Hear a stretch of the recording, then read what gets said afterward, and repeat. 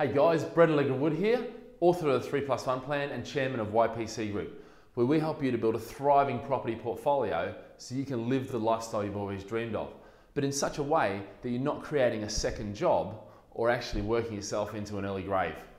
So what I wanted to do today was we've been running the webinars now for a while, and we've compiled hundreds of questions that you guys have been asking.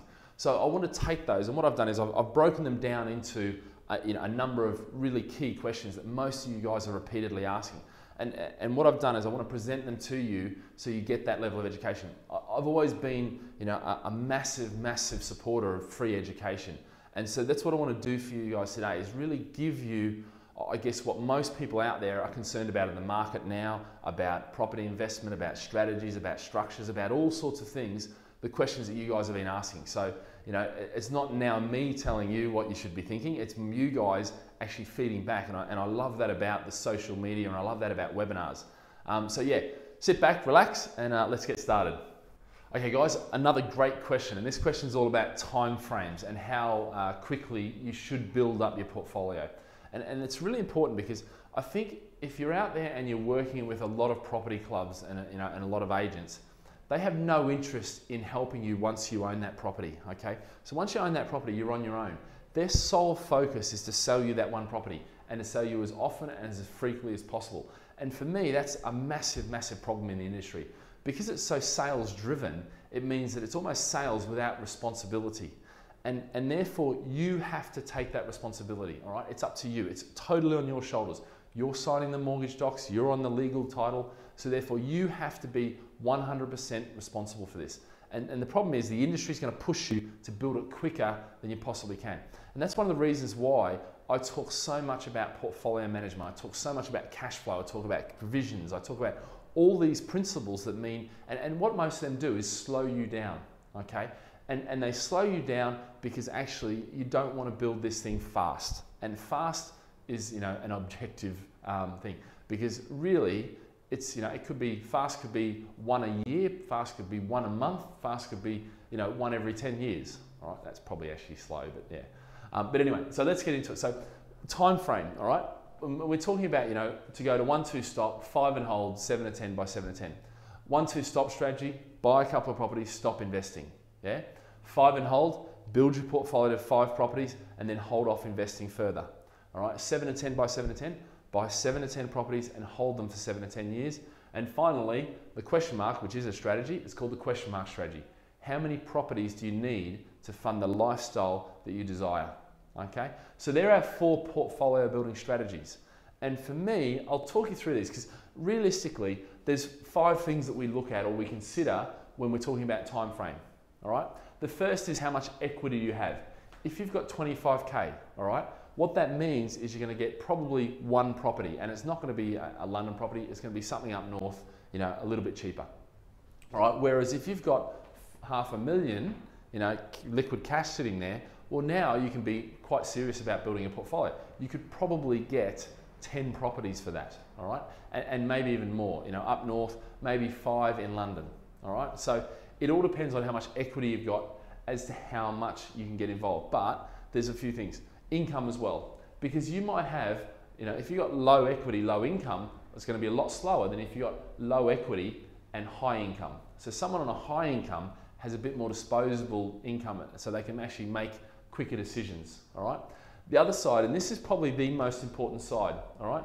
And I'm going to grab a little thing and put this, because if I can't say this enough, this is by far the biggest determination of your success or failure in building a portfolio, is emotions, okay? They are going to stop you. And why haven't most people out there bought 1, 2, 3, 4, 5, 10 properties? It's because emotionally they're not ready. They don't understand. They haven't been able to overcome the barriers that you are going to face. And it doesn't matter. I don't care whether your dad was an IFA and your mum was a bank manager, right? You are going to have these emotional barriers that you need to overcome. So this is going to be the biggest restriction that will be put on you. It doesn't, income and equity, well, okay, they will certainly, but actually this is the big thing, because we've got guys who have the $500,000 there, they've built it up, but the reason they've got the $500,000 sitting there is because they're actually massively in their fear. So they're going to take a lot longer than someone who's already got 5 properties, got rid of most of the emotions, and just wants to invest. Now, the market, because at the end of the day, it doesn't matter, any of this stuff doesn't matter. You get 2 properties under your belt, most of this stuff is gone, yeah?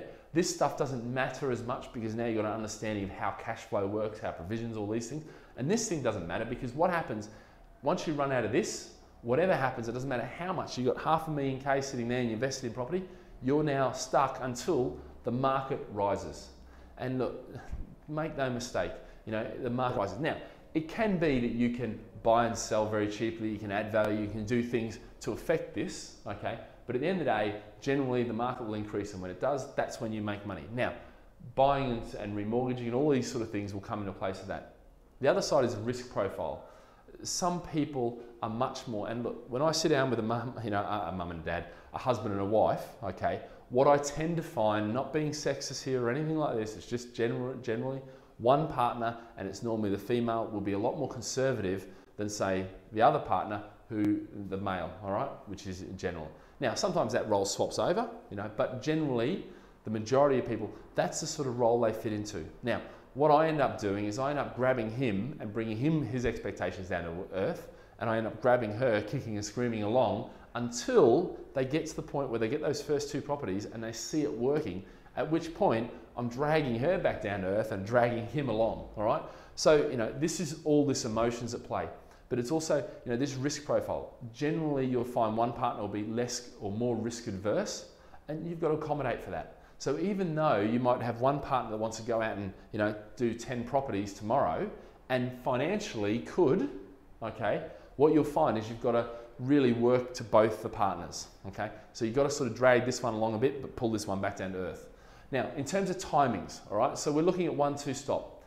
1, 2, stop, and I talk about stop there, yeah? It's a very emotive word, stop. In other words, stop buying, all right? What you're looking at is you can stop for 3 seconds, 3 months, or 3 years. Although if you're stopping for 3 years, I'll probably need to kick you up the bum for procrastinating, all right? So that really is up to you, and it's based purely on emotions. When are you ready to go to the next step? 5 and hold is slightly different because what I say, when you get to 5, I want you to stop buying for 6 months. And the reason I say to put a 6 month buffer in there, because what we need to do is set up all the systems that allow you to set and forget your portfolio. So it's not gonna, again, come back to these emotions things. Because actually, if you go out and buy 5 properties really quickly, you may not have set up all the, the mailing and make sure you got direct debits and how do you check your rents and all these sort of things. And the problem with that is if you don't do that, you can actually get your portfolio can create problems for you. All right. 7 to 10, look, by this stage, you're not talking about timelines. It's the rate at whatever you want to do, because actually you've got the experience, you've got the emotions in check, you are a professional investor, all right? Not a landlord, a professional investor. You're looking at return on investment. You're looking at how to maximize that return. And by that stage, time frame, you're not asking these sort of questions. You know that by now, okay? So really it's these 2 that worry. But what I would say is I generally say you can get to this 7 to 10 mark wherever you are. If you're a 50-year-old, by the time you're 60, you can have done that. If you're a 30-year-old, by the time you're 40, you can have done that. So I'm not talking about get rich quick. To go from here to here, I used to, and when I'm talking back in 2003, 2004, when the market was very different, it was very buoyant, and there was all sorts of mortgage schemes where you can actually put a gifted deposit, a 15%, an 85% mortgage, so you put very little money in. I could take people from 0 to 10 in 6 months, but it was an emotional roller coaster for them. So then I put these strategies in place to make sure they built it at the rate of their growth, okay?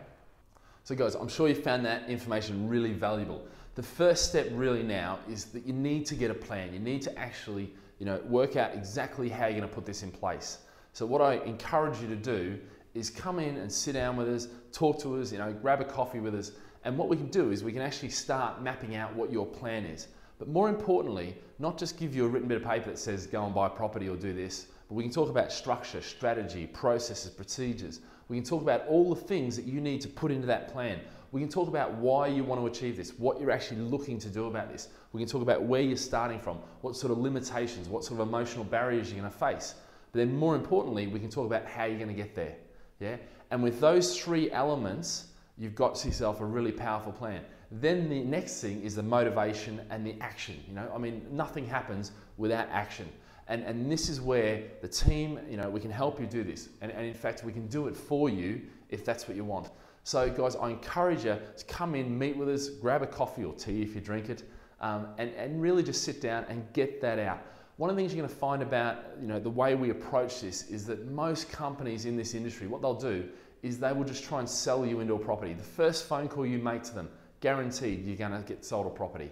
Okay, you're going to find we don't do that. What we want to make sure is you get that plan in place, you get all the emotional things sorted out, and you're aware of those, and you really get a feel for who you're going to be working with. Okay, relationship is what it's all about. It's not just flog lots of property, because I can tell you it takes about 3 months to buy a property, but you're going to own that property for 5, 10 years maybe. So it's really important that you put a structure and strategy in place, a plan, and follow that plan.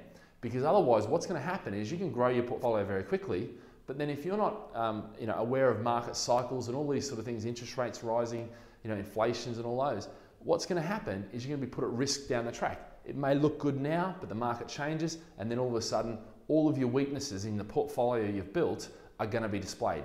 So getting a plan is going to enable you to actually just get rid of that totally. Guys, I'm looking forward to meeting you real soon at either one of our webinars or perhaps a seminar, or if you come to one of our offices around the world. Have a great day, and remember, live with passion.